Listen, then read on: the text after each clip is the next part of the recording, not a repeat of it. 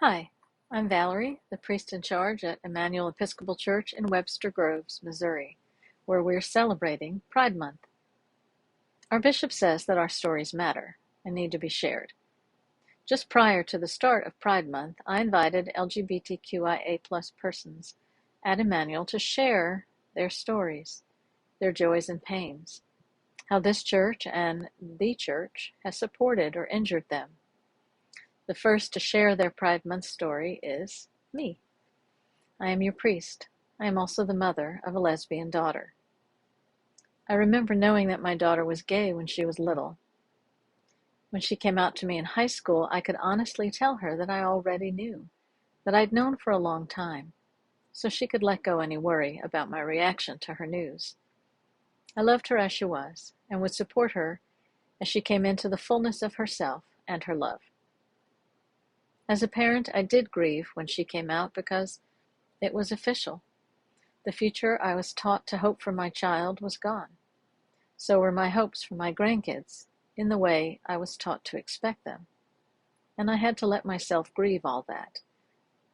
As God always does in the ashes of what was gone, a new hope was born, and it brought me freedom. Soon enough I realized that my hopes for my daughter hadn't changed much at all. I hoped for a future where she would know love and build a family, where her gifts could find expression and provide her a comfortable living, where she could become her fullest self. She is living this dream today, teaching music and playing in orchestras in South Georgia, legally married to her love, and raising my two grandsons who were born by IVF. After years of progress toward LGBTQIA inclusion, we as a family now face the threat of their loss of freedoms and rights. But not only them. I recently was made my grandson's legal guardian for the second time in my life. The first time was prior to the legalization of gay marriage.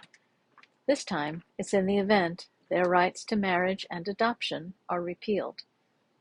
I pray for all people, gay, straight, and otherwise, who may lose the option for in vitro fertilization at all, and for adoption due to their sexual identity.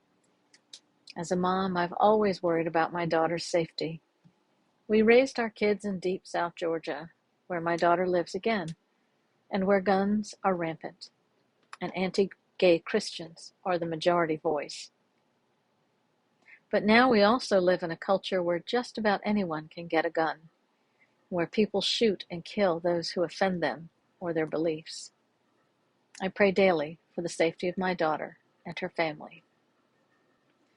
When I interviewed to come here to serve with you, Emmanuel Episcopal Church, I told the search committee, as I tell every discernment committee, that my daughter is gay, and if this church couldn't fully welcome her as she is, meaning that she could hold hands with her wife in the pews, that was fine, but then I'm not the priest they want or need here. I haven't had a church admit to being welcoming in concept only, but I have served in them, which is why I add the specific example when I make this statement. As we celebrate Pride Month, I want to thank you, Emmanuel, for being a parish where I can share my story as the mom of an LGBTQIA+ person. I celebrate the love and real acceptance of LGBTQIA+ people here at Emmanuel. This love reflects the God we worship, and it can change the world. Thank you.